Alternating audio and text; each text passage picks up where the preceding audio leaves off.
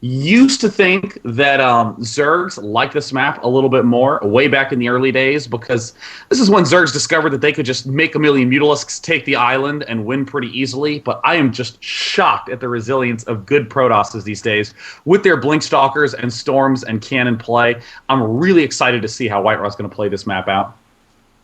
I can't agree. I can't agree more with you. We've seen so many diverse strategies coming from the Protoss specifically, coming up with their own style of drops and their way to handle a Zerg or a Terran, depending on the position. But here it is. This is game number 5, and White Raw is up 3 games to 1. Morrow must win this one to stay alive. Of course, Morrow, our blue Zerg in the 9 o'clock position. He's gone every single game with a pool or with a gas pool build right off of the bat, and he is going to scout his opponent here, checking for the vision. He sees it, not even going to try to hide it. He's just going to immediately go over the choke to check things out. And what is Morrow going to do? We're going to find out here shortly as we get ready to go here for game number 5. Oh, and it looks like, wow, gas again. I'm really surprised at that choice, because in these positions, you see where your opponent is. And if we even just look at that little probe wandering its way towards Morrow's base, we see that Morrow will be able to have 300 minerals right when, that probe is about to get to the base. So he could have expanded first, but apparently he just has such confidence in this build. And, I definitely never blame a player for sticking with a build that they know best. Right. I mean, it allows them to play most comfortable and what their experience is as well. Remember, he did lose a lot of games and really found his own sort of style for playing Zerg. And, nonetheless, White Raw is a ridiculously beastly opponent. And so it just knowing what you're up against could be enough for Morrow to go, I need to go with what's going to be most comfortable and safe for me. And that seems to be it. We've got the cybernetics core going down at the choke. Nothing coming out of that gateway quite yet, and the pool is just about to finish. Now, what we've typically seen out of Morrow is he gets those first couple Zerglings out, and then he'll send that drone down with it, get the hatch down, and call it a day. Yeah, we do see a little annoying probe hanging out there. I would love to see a little mischief coming out of that bad boy, but looks like White Raw is the sort of player who will be more happy with sticking to a build he knows, as opposed to spending money at odd, unusual times to try to get some sort of I guess I'd call a little bit more of a fluid advantage. You kind of have to be really comfortable in unusual spots if you do end up throwing down pylons or doing cannon goofiness. Well, it looks like none of that's happening. Hatch going down. Core now getting the upgrade. And I've been actually thinking, Wheat, maybe this gateway in the main from Duckload is a very convenient way to deal with some sort of 4, 5, or 6 pool. You have all your buildings tightly packed together, because I don't know if you've ever been 6 pooled and you have a gateway at the front of your base. It's just like, it's an easy pick. Yeah, you're absolutely right. Shorter distance for the probes to come off to defend, and if the Zealot pops, then it just it's really quick. So Zealot's going to be taken off of hold position in order to take care of those lings. They will just run up, just take a couple of bites out of the cybernetics core. It is made of metal or some sort of weird alien metal, so I'm sure it didn't taste too good. And the hatch is about 60% done now, so we are going to have lings go out, scour the map for any of these drones, and just as speed finishes, perfect, because it is going to deny any information right now to White Raw. Yeah, definitely love that fast Zergling speed. And in fact, just a little bit of shameful plug-in action. Right after this little tournament, I'll be doing a Day 9 Daily analysis of Morrow's play in Game 1 of this tournament, just in case any of you are curious about how that very fast gas pool build works. In the meantime, though, we still see 3 gateways coming out from DuckloadRa. Probably going to be going for some normal, Wheat. How unusual. Look at that expansion. Whoa, an expansion. Oh.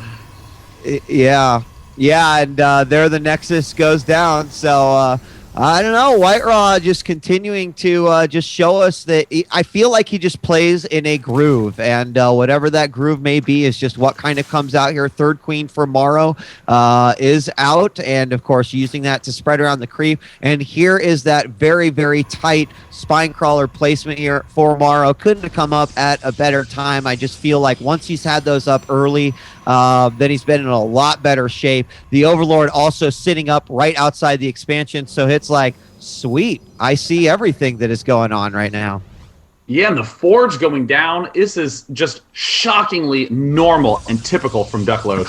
I mean, going 3-gate, then expand, and getting a Forge wall off at the front. The Robo's kind of fast, though, so it looks like he's not gearing up to do some sort of big 6-7 Warp Gate push that's been so popular nowadays. Probably just wants an Observer to check out what his opponent's doing, and with that high of a Spinecrawler count from Morrow, I would not be surprised at all to see a mass Mutalisk mass expand play.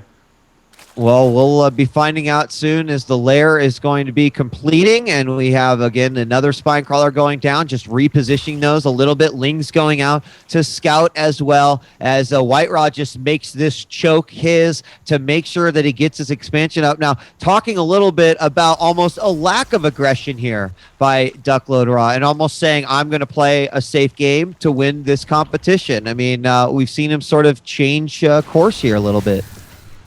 Yeah, we even see that Immortal popping out right now. You know, this in my eyes would say that he is going for something a little bit kind of, I don't know, like in every build I'd call it. It's fine against anything as long as he gets that Observer fast and sees what's up. Excuse me. Wow, sorry. But we do see the Observer. Wow, flew right over the Spire. He knows exactly what is in store. He flies over the entrance, sees all the Spinecrawlers down, and now we're really going to see some huge deviations from Duckload. This is the point where now that he knows, he needs to have some sort of extreme response, and there it is. The Twilight Council going down can get a lot of upgrades fast, and can get that essential Blink upgrade. Yeah, I like this a lot. I mean, that Observer just with a big old eye got an awesome glance at everything. Was certainly happy to see those Spinecrawler or that Spinecrawler wall without sending his legion of units into it. And the Spire, although it was kind of hidden there by some Overlords, come on, this is whiteRa there. He knows everything that's going on. I'm really excited. This is a great transition, and he hadn't really committed to anything. So, you know, he can move forward how he wants. And look at this, a Dark Shrine coming out right now from Duckload before he even gets the Blink upgrade. Let's see if he does end up getting that Blink upgrade pretty quickly here. And you know what? I think that is such a smart decision. Ah, there's the Blink finally going down. Whenever a Zerg does do the Mass Mutalisk Mass Expand style, you cannot both be aggressive with your Stalkers and defend your main at the same time. Exactly why Zergs like that sort of style. As we see, these Mutalisks are already giving DuckloadRa a little bit of trouble. But Dark Templar can easily do cross-map harass and do insane amounts of damage while you leave all your Blink Stalkers back home. Love this response by Duckload. Yeah, and we're going to be watching to see if an Overseer is ever made at any point. The Mutas, of course, having that ability to, you know, scout, but I need to find where in the hell is, I assume that it's all the way down on the corner. Where is his, there it is. Okay, so he is not, he's going to have to get real far in there in order to see that Dark Shrine. So Mutas are going to be coming back over here, try to possibly attack the back line. We got several cannons up, good placement. Stalkers will pop out, don't have Blink quite yet, so we'll only do a little bit of damage to those Mutas. And look at that north expansion from Morrow. Look at the saturation on the drones. This is what makes Morrow so talented of a player, is the fact that he's able to get that sort of insane worker count up. And I mean, even then, now look at his main and his natural. Drones everywhere.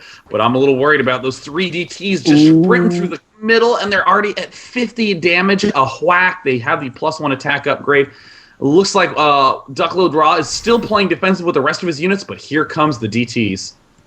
Yeah, DT is going to make their way in, and there is going to be a Spinecrawler now, but oh, that sucks if you can't see it. Oh my gosh. And that's amazing. I mean, Morrow, even though he is going to lose this expansion, saw the ripple and responded immediately. Amazing response time, but this is still a great win for Duckload. And even taking that 1 DT to snipe that queen off, see you later. Do not, or nope, never mind. Never mind. As you were, queen.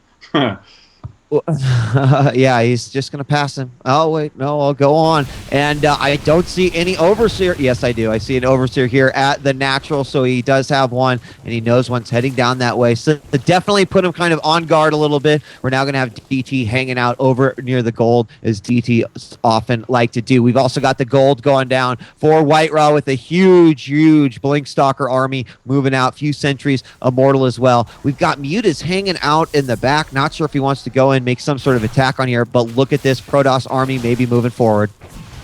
And it looks like gosh, look at this amazing little army mix by Duckload, splitting up his Blink Stalkers, and there's the Mutalisk in a vulnerable spot. Oh no, he tried to pierce a little bit too far, and he loses 3 or 4 Mutalisks. Great defense, and as we see, all the non-Stalker units, the Immortals, the Sentries, the Zealots, are helping to be able to set up this Nexus at the gold base. More upgrades coming up from whiteRa. He is not intending on winning the game right now, but he has a very strong chance of winning in the later game. Yeah, I mean, the amount of stalkers is pretty scary. We're going to see a couple of units go out here, whether scouting across the map. But, yeah, a lot of stalkers right here. Of course, a roach-heavy army. Finally, we have some Hydras out as well. And the Mutas maybe not being as effective as Morrow would have liked them to be. You know, we saw a very, very minimal amount of harass on those. He has continued to at least fire a few in. And you can see that whiteRa is just kind of slowly and meticulously moving forward, not getting too much onto the creep to give away his entire hand here, but definitely looking very, very nice. Yep, very, very cool play. I'm especially excited about the number of spine crawlers we're seeing out right now for Morrow. And honestly, Morrow is in the canonical awkward position for Zerg. He is making a ton of roaches and Hydralisks because he needs to get a good army to defend against everything that Duckload has. I mean, look outside the front of Duckload's base. Stalkers, Immortals, Sentries, Zealots, a very, very potent little mix.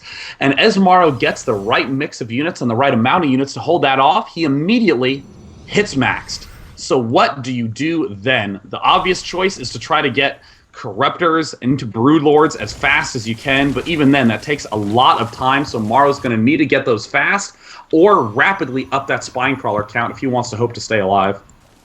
Yeah, and now that the DT situation has been taken care of course, we do see the extra bases for Morrow going up as he continues to fire out some Hydras, some Roaches as well. These armies just sort of staring at each other, shaking fists at one another over the boundary of Lost Temple as eventually we'll go in for an attack. You had mentioned the spine crawlers, and I also like that as well for Morrow. Also a great way to just free up some supply if you got that extra money, as I always do. So I dropped some spine crawlers there. But as a defensive position there, real nice. I like that.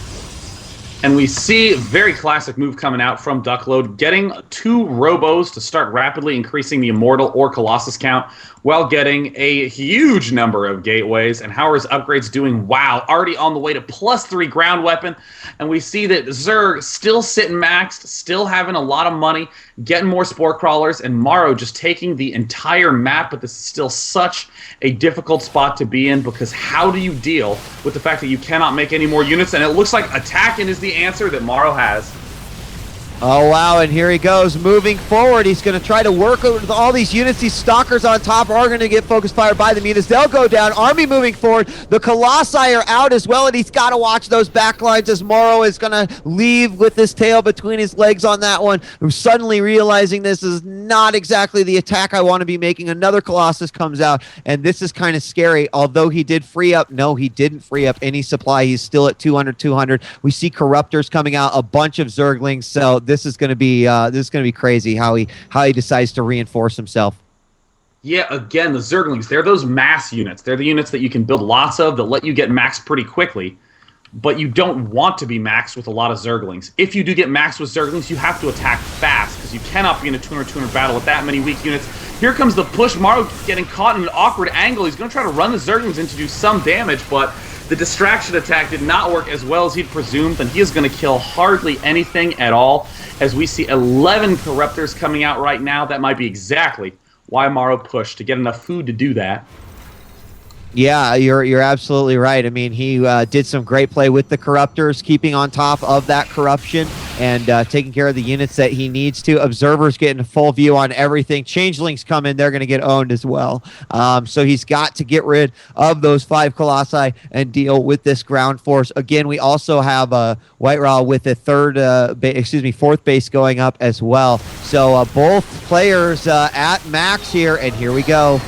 Uh-oh, here's the huge push. whiteRa's been waiting for a long time, and now he's at 3-0, and 3-0-0, and the Corruptor is doing huge damage. Colossi don't even get to fire much, And it looks like there's a lot of Hydras and Roaches out right now. 17 Roaches coming in from Morrow. He's killed off the scary units, but Duckload's already rapidly advancing towards that vulnerable north expansion. And it looks like Morrow's going to be sending in everything to try to defend. Those 18 Roaches have just now hatched and trying to head into the battle. But Duckload just has so many units. Look at this stream of Stalkers and more Colossi coming in. Huge arc from white.Ra and the Colossus on the high ground. Even the Corruptor count is starting to dwindle, and Morrow seems to have absolutely no units left. This is not looking good as the push continues forward. We've got more units on the way, and eventually it's inevitable. And there it is.